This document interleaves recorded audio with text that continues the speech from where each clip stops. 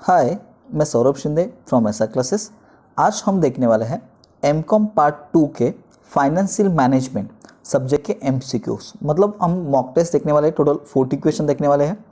ठीक है, चलो वीडियो को स्टार्ट करते हैं। आप देख सकते हैं डिस्प्ले पे ये एक मॉक टेस्ट है कॉलेज की। ठीक है, अभी स्टार्ट करते हैं। फर्स्ट आप देख सकते हैं डिस्प्ले पे आपको दिख रहा होगा फर्स्ट क्वेश्चन। मैं अभी सभी क्वेश्चन आपको एक्सप्लेन करके बताऊंगा, इसके लिए पूरा वीडियो ध्यान से देखना। ये आपके लिए एग्जाम के लिए बहुत ही इंपॉर्टेंट वीडियो होगा। ठीक है, चलो स्टार्ट करते हैं।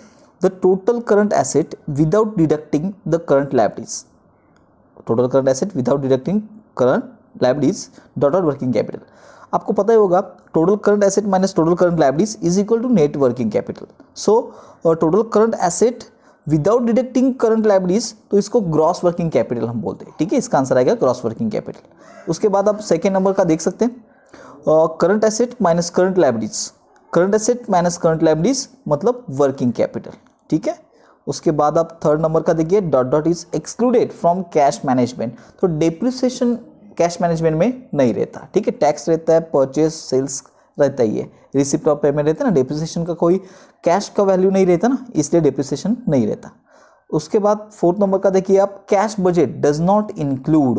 हाँ, cash budget does not include मतलब कैश बजट में क्या नहीं रहता, तो टोटल सेल्स। ठीक है, कैश बजट मतलब क्या नहीं रहता, टोटल सेल्स मतलब क्रेडिट सेल्स नहीं रहता ना, इसलिए। ठीक है, फिफ्थ नंबर का देखिए which of the following is a not an element of credit policy. तो इसको sale price.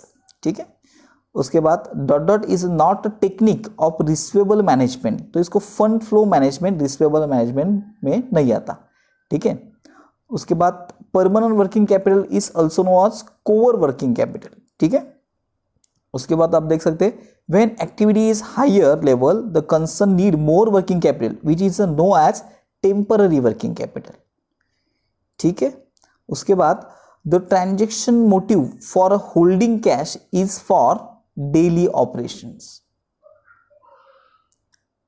Float management is related to cash management. Float management cash management से रिलेटेड करता है। उसके बाद ये एग्जांपल ध्यान से देखिए, प्रैक्टिकल एग्जांपल है। If sales of the firm are ₹60 lakh and average debtors are ₹15 lakh, then the receivable turnover is. बहुत इजी, आपको क्या करना है, फॉर्मूला आपको पता होगा, sales upon debtors plus bills receivable. So sales 60 lakh upon 15 lakh कीजिएगा, 4 टाइम उसका आंसर आएगा। उसके बाद 12 नंबर का receivable management deal with debtors. उसके बाद आप देख सकते हैं cash working capital include. Cash working capital मध्ये क्या इंक्लूड रहता है, debtors at sales less profit margin. ठीक है, उसके बाद the amount of fund invested in current asset is called gross working capital. उसके बाद आप देख सकते हैं dot dot cash is not objective of cash management optimizations. उसके बाद देख सकते हैं dot dot is a basic characteristic of a short term marketable securities, high risk. उसके बाद आप देख सकते हैं 17 नंबर का fix cost plus variable cost is equal to total cost. ठीक है, उसके बाद आप देख सकते हैं sales into days upon 360 days, इसको एवरेज रिसीवेबल कहते हैं हम। हाँ, रिसीवेबल्स। उसके बाद AR उसको कहते हैं working dot dot working capital will ensure high return on investment, तो इसको एडिक्वेट वर्किंग कैपिटल बोलते हैं। ठीक है, उसके बाद fix asset minus current asset is equal to cash working capital. ठीक है, fix asset minus current asset is equal to cash working capital. उसके बाद dot dot is included in cash management bank balance. आपको पता ही होगा depreciation तो include नहीं है इसमें। In the monthly cash report dot dot comes under the cash receipt, cash sales.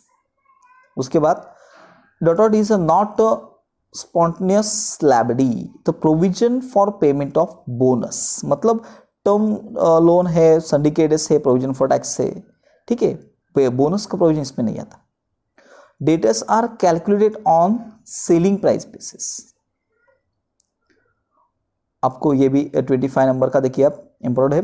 Opening balance है 1 लाख, रिसिप्ट है 40,000, पेमेंट है 80,000, तो क्लोजिंग कैश बैलेंस आपको पता होगा opening cash balance plus receipt 1,40,000 होगा वो टोटल, उसमें से पेमेंट का 80,000 माइनस करिए, 60,000 आपका आंसर आएगा। उसके बाद देखिए dot dot budget is estimate of receipt and payment, तो आपको पता होगा कैश बजट रहता है, रिसिप्ट और पेमेंट उसमें इंक्लूड रहता है। Sales 2 lakh, credit period 2 month, so average returns, average turnover ratio उन्होंने पूछा है, तो इसका आप देख सकते हैं 2 लाख उन्होंने दिया हुआ है 2 मंथ के लिए, सो क्या करने का 2 लाख इंटू 2/12 के लिए 2 मंथ के लिए आएगा 33,333, ठीक है। उसके बाद देखते हैं 28 number, average collection period is a 4 time, collection period will be, so 4 time period है ना, तो 12/4 कीजिएगा, 12 मंथ रहता ना, हाँ 12 मंथ अपॉन 4 टाइम कीजिएगा, आपको 3 आंसर आ जाएगा, मिल जाएगा। उसके बाद 29 operating cycle of service concern, operating cycle of service concern cash cash cycle. उसके बाद dot is a not item of current liabilities, आपको पता ही होगा क्रेडिटर्स रहता है, provision for tax, advance from customer सभी रहता है, debenture not a current liability. Current asset 10 lakh and current liability 7 lakh, the working capital will be, आपको पता होगा current asset minus current liability, so 10 lakh minus 7 lakh is equal to 3 lakh.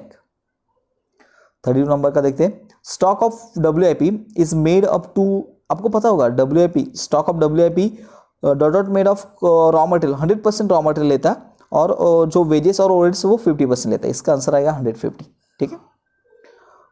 Opening balance plus receipt minus payment is equal to closing balance, opening balance में receipt add किया, payment less किया, तो closing balance मिलेगा, हमने पिछला भी एग्जांपल देखा था।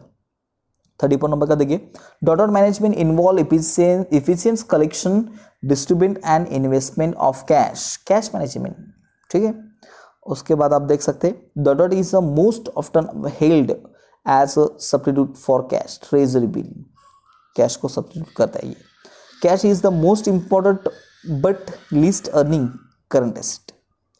Dot management expect surplus cash if any is not consider at all, so इसमें कैश मैनेजमेंट आएगा, cash management expected surplus cash if any two not consider at all,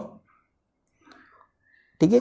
आपको कहना है इसमें से 1-2 मतलब ये 37 नंबर का आप थोड़ा सा सर्च कीजिए, आपके हिसाब से थोड़ा सा मुझे इस पे डाउट है, ठीक है।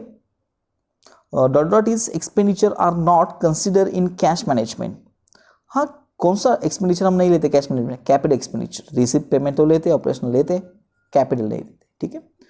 39 is related to receivable management, तो इसका आंसर आएगा एंडिंग शेड्यूल।